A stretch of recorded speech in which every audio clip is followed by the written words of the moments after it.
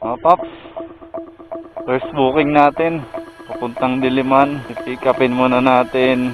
Ngayon lang ako nakadaan dito. Yun, MMC. MMCL. Mga sabon, mga ano. Opo.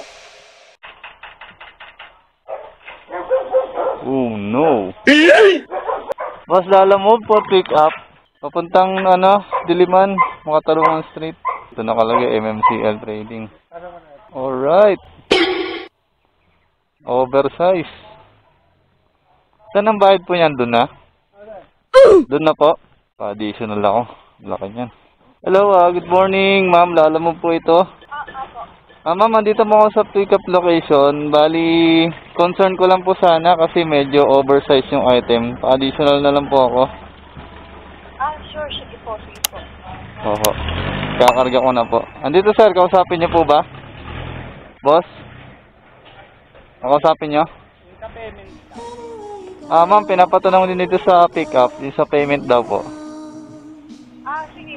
Sisend ko na kayo. I-send niyo na daw ngayon sir. Sige ma'am, karga ko na po ito Opo sir, salamat. Salamat po. Okay, bye-bye.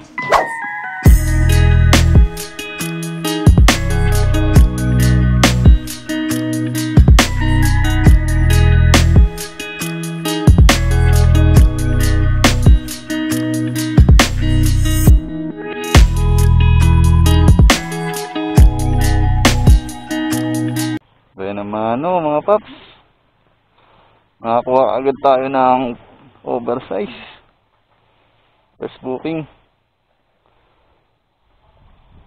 pero nagpa-additional na tayo dahil lugi pag walang additional. Gamit na naman natin ating pang malakasang tali. Ay, good luck, ganito pa yung daan. Kuha pa tayo ng ating kasabay na booking dahil wala pa tayong makuha. Abang-abang muna tayo. First time kong pick up dito Judah? Yes po, yes. Saan na sir? Yung item po. Ay, pick up! Ay, Sorry na tang. Papuntang Taguig. Ano pong name ng receipt yun, sir? Katrinka Castro. Okay. Pasensya na, sir, na tang. Okay lang yan. Doon na yung payment, no? Pasensya. Salamat. Sige. It's a wonderful day! Hey! Papi Sai is back on the road. Bakbak na naman tayo sa kalsada. Biyahe lang ng biyahe hanggat kaya pa ng katawan. Medyo makulimlim ngayong araw. Pabugso-bugso ang ulan. Buena mano kaagad tayo sa ating first booking. Nakakarga tayo ng malaking item, ng oversized item. Time check, alas 12 na ng tanghali.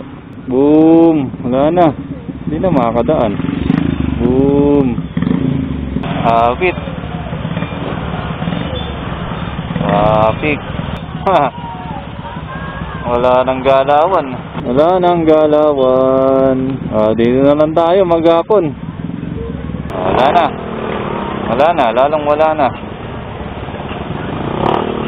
Tulog muna tayo. Hindi umabante Wala nang galawan. Kanina pa. Wait. Labasan pa mga estudyante. Sige, una pa. Sige. What a wonderful experience. Pasukin mo, Paps. Pasok natin.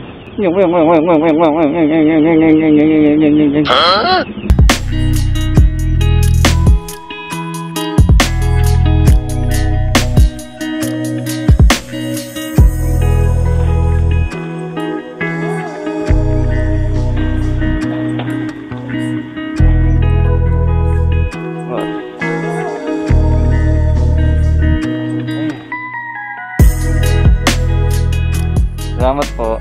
Alright mga Paps. First booking. Buena mano. So meron tayong additional na 85 pesos. Binigyan tayong 200. So ang rate lang is 115. So ito yung na-request natin kanina. Yung tinawag natin na additional. Kasi oversize yung item. Alright, goods na. tayo ng next booking na makakuha natin kasabay papuntang Taguig. So yun yung sinasabi natin, no, na huwag tayo mag-hesitate na magpa-additional, lalo na pag oversize or overweight yung item. Kasi para din naman sa atin yun. And third booking natin, nakakuha tayo papuntang Taguig. So credit ito kasi paubos na yung ating top-up wallet. So may plus 16 na priority fee. So, mapasok sa wallet natin is 154 pesos. So, minus commission ng Lalamove, 23.60 pesos. Alright, pick upin na muna natin to. Then, proceed tayo sa next drop-off, going Taguig. Taguig po. Alam po, dialing na. So, yun mga paps. Isang tip para hindi tayo maubusan ng top up, para yung hindi na rin tayo na nag-cash in ng pera from GCash papunta sa wallet natin sa ating Lalamove account. So ang diskarte lang natin mga paps, no, kunwari sa isang araw na biyahe nyo is maka 10 bookings kayo, dapat at least 1 or 2 na bookings doon is through wallet para hindi nauubos yung ating top up wallet, para kuha lang tayo ng kuha ng true cash na booking. So for example, after ng biyahe mo is may natira sa yung 100 pesos sa inyong top up wallet. So pag bumiyahe ka kinabukasan, kukuha ka ng true wallet na booking. Kung sa 10 booking sa isang buong maghapon, at least 1 na booking na true wallet, para nadadagdagan ng inyong top-up wallet sa inyong Lalamove account. Then for example, kung makakuha man kayo ng mahigit sa 10 booking sa isang araw nyo na biyahe, so at least 2 bookings doon is through wallet. Then hanggat maaari, sumempo kayo ng through wallet na bookings na may high demand na surcharge or di kaya may priority fee, para at least makadagdag din yun sa isang rate ng booking para pumasok sa inyong top-up wallet. Kasi kapag through wallet, babawasan pa yun ni Lalamove ng 20% commission. Kaya hanggat maaari, kumuha kayo ng booking na may additional na priority fee or high demand surcharge. So malaking bagay yun. Minsan naman makakasempo naman kayo ng may plus 100 na priority fee. So malaking bagay na yun na papasok sa inyo ang top up wallet. Maraming booking na nakakas yun bago maubos.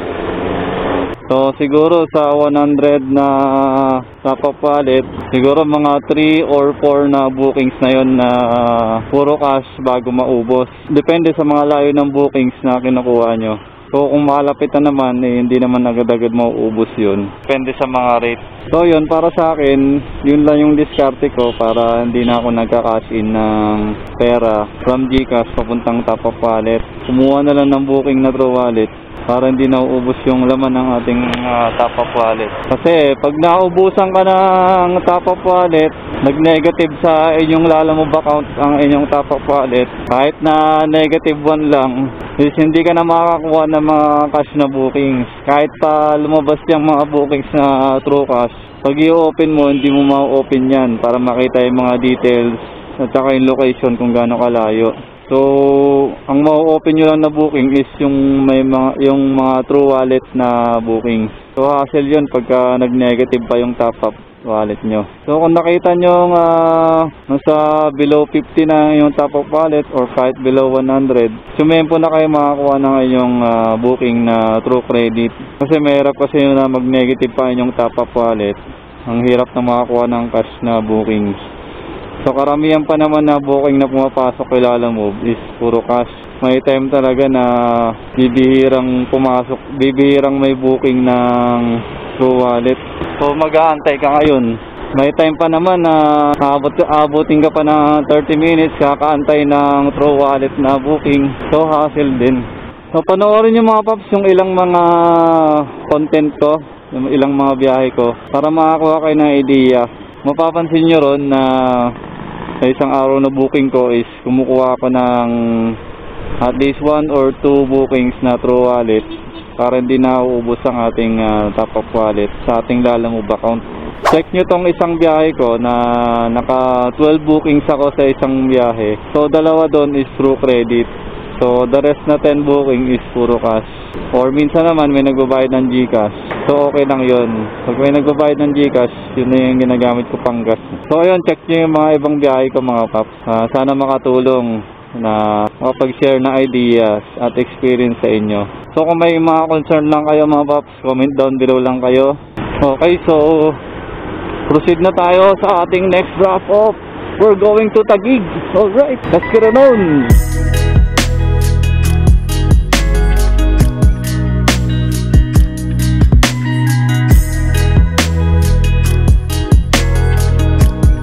Sir, thank you.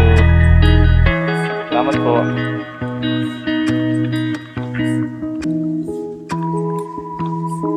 Alright, na-pick up na natin mga paps. Binayaran na rin tayo, 106 pesos. Doon na po yung payment, no? Sige. Sige po. Okay, salamat. Okay po. Okay, na-pick up na natin mga paps. Proceed na tayo dun sa Magallanes at saka sa Makati. Let's get it on. Let's get it on.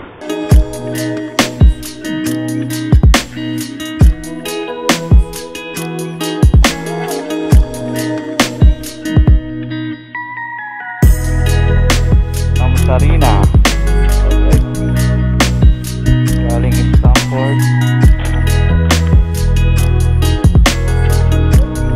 There you go. Thank you. Alright, may nakuha pa tayong booking dito sa loob ng Magallanes Village. Nasa 250 meters away lang. So kukunin na natin dito. Nandito na tayo sa loob eh. Good afternoon, Lalamove po for pick up. Dodong po yung drop off eh, going Makati.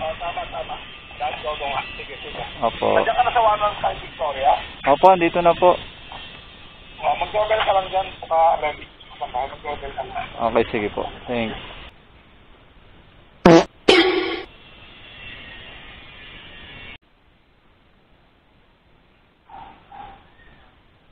Alright, na-pick up na natin mga paps. Proceed na tayo sa Makati. Labas muna tayo dito ng Magallanes Village. Tawid tayo sa kabila, pa Makati. Alright, let's get it on. Ma'am Jean. Okay na po yung payment. Salamat.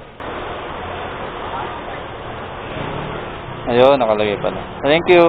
35. May tip tayo 2 pesos. Paldo. 112 na lang ang ating top up wallet. Paldo.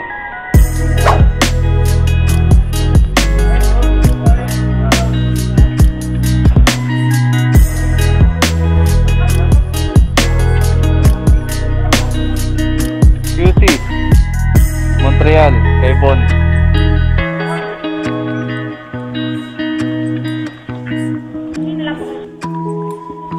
Paldo.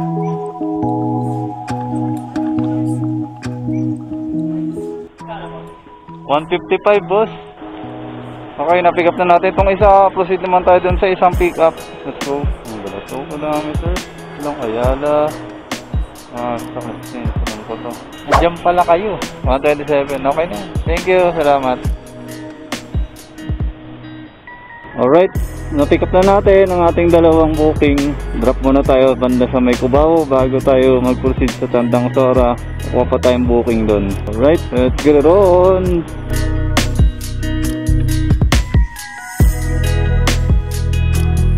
Okay, na-drop na natin yung booking natin dito sa may New York, Cubao. Check natin kung may makuha pa tayong booking. Puntang Tandang Sora. 93 na lang ang ating top up wallet.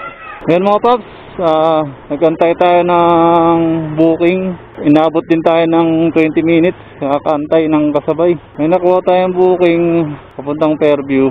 Tapos may nakanote na 2 boxes daw yun. So mag-add na lang daw sila ng payment. So expect na natin yun na medyo malaki or may kabigatan. Dahil sila na mismo nag-note na mag-additional na lang sila ng bayad. So on the way na tayo para pick upin. Tignan natin kung ano yung item. So time check, 5:30 na ng hapon. Yaman na lang. Run ko na lang. Sige. Pahala ko naman yung malaki talaga. Pero ayos yan, may additional. Alright, na-pick up na natin mga paps. So, larga na tayo. Proceed muna tayo sa Tandang Sora. Tawid na lang tayo pa Fairview. So, let's get it on. Magagabi na naman. Let's go.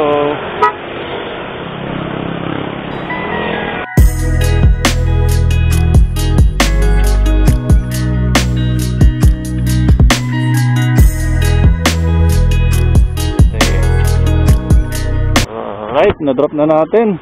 Proceed na tayo sa Fairview. Ating last drop. Paggabi na naman. Visayas Extension. Asfalto na pala rito. Hindi na rough road. Ito rin tayo kanina. Pumikap pa. Pumikap tayong karton. Malaki. 500. Dali ha. So, 350.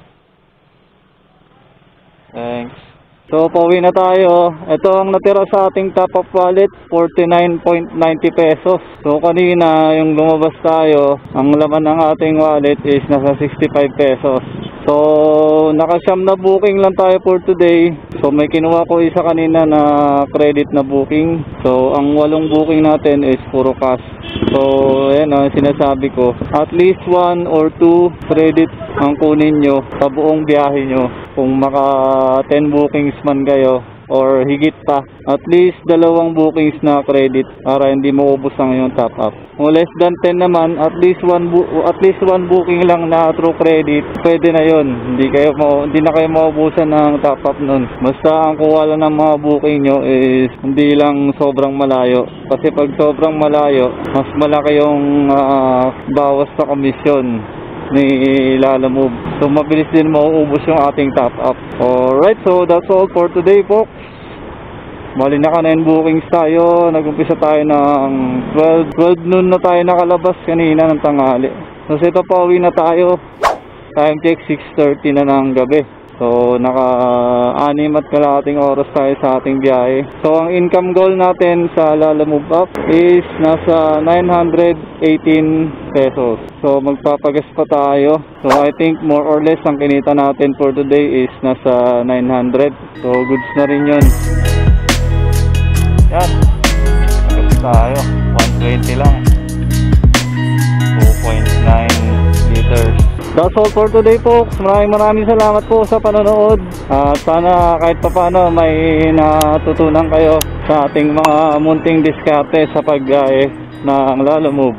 Okay, if you found this video useful, please give us a thumbs up mga paps. Like, share, and subscribe po. Papi Sai Vlog. Alright, thank you so much. God bless. Ride safe po sa inyong lahat. Kita-kits sa next video mga paps. Woo! Andito na tayo. Bye bye. Peace out.